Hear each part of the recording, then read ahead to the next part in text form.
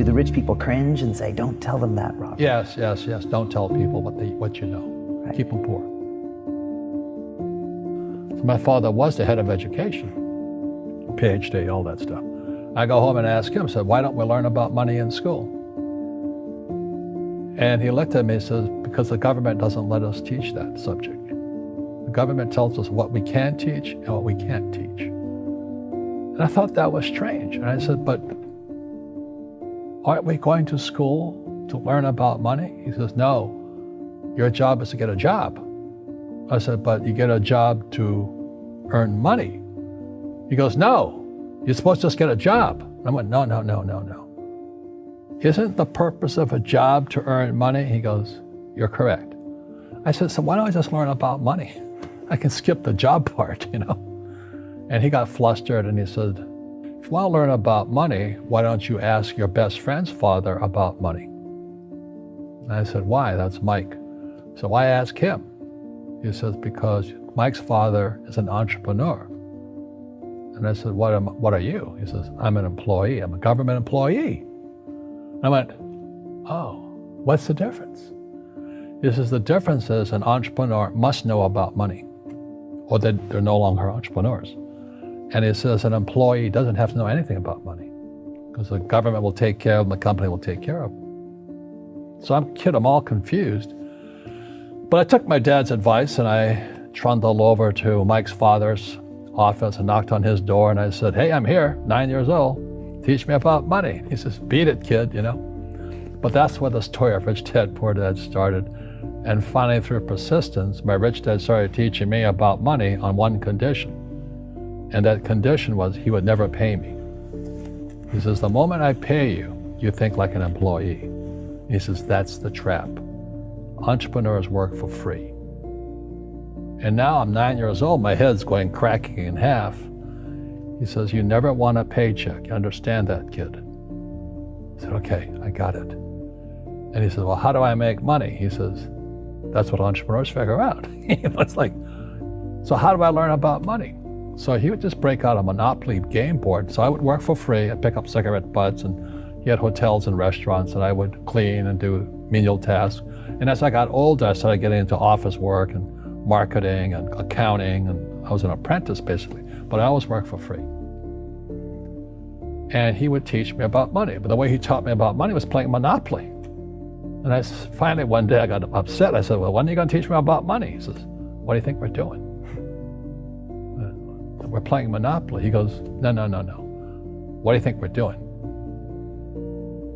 We're playing Monopoly. He says, what do you think we're doing? So I don't know. I'm teaching you about money. And then that's when, you have one greenhouse. He says, there's many formulas for great success in money. There's thousands of them, but one of the best ones is found on the game of Monopoly. It still is today. 4 greenhouses, 1 red hotel. I said, what? He says, one of the greatest ways to acquire great wealth is playing Monopoly in real life. 4 greenhouses, 1 red hotel. Is that all there is? He goes, that's it. And he says, what do you think I'm doing? And I went, I don't know. So then he took me out and he showed me his greenhouses. And 10 years later, when I was 19, I was now in school in New York, and I come back to Hawaii, and Rich Dad had bought the biggest piece of land smack dab in the middle of Waikiki Beach. And when you go to Waikiki Beach today, you'll see the Hyatt Regency Hotel. That was his hotel. Just like the game of Monopoly. Just like the game of Monopoly. Acquired assets and they became bigger assets. He just kept what's called an assemblage, because that property wasn't that big at the time. So he had to buy out all the small guys. Because Waikiki was a little dirt water little town. So he'd buy out this shop owner and buy that shop owner. And it took him a while, but he finally assembled this large piece of property. And then he and Hyatt put up this giant hotel. And it just sold for $800 million. So that's how I learned about money.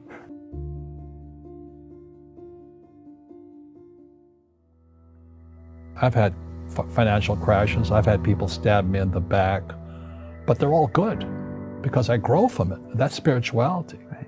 People who are afraid of making mistakes, like they teach in school, they don't ever grow. Because spirituality is there's good and there's bad, there's right and there's wrong, there's up and there's down. Most people only want to be right, they only want to be positive. Well, you can't have that. That's not reality.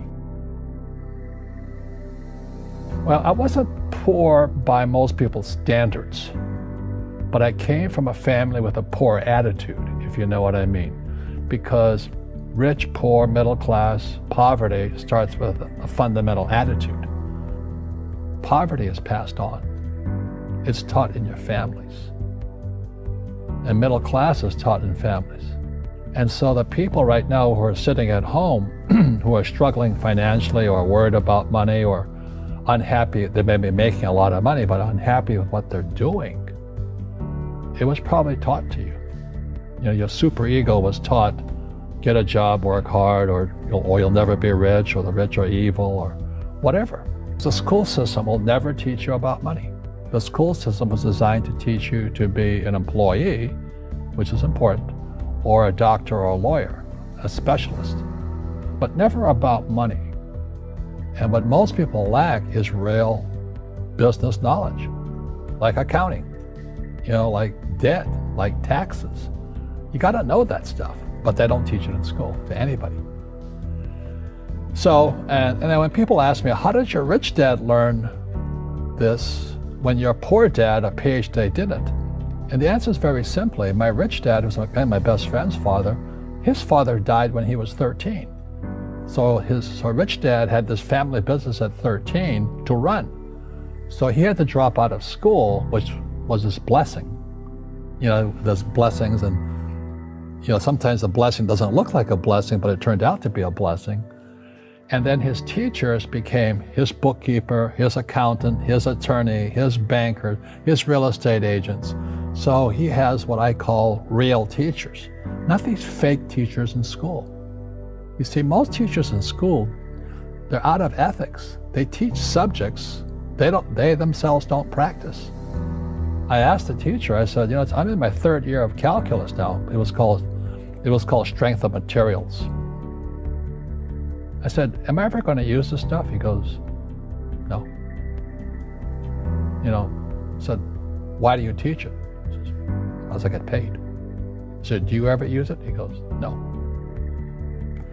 And that's why, you have to, in life, one of the things I suggest to people, you got to find a real teacher versus a fake teacher.